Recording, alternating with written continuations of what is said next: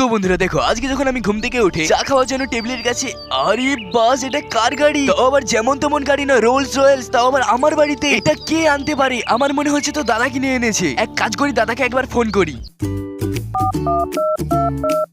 Hello দাদা, দাদা আমাদের বাড়িতে রোলস রয়েলস গাড়ি। আবে গাড়িতে হাত দিবি না, ওটা আমার গাড়ি, আমি কিনে এনেছি। আরে ঠিক আছে, এত রেগে যাচ্ছিস কেন? আমি তো এমনি দেখছিলাম, হাত তো দূরের কথা, একদম ছবি না। আবে ধ্যাত। আরে ও দাদা, তুমি তো জানো না আমি তোমার গাড়িটাকে চালাবো, কারণ আমি জানি তুমি গাড়ির চাবিটা ব্যালকনিতে টবের কাছে রেখেছিলে, তাই আমি নিয়ে এসে চলেছি।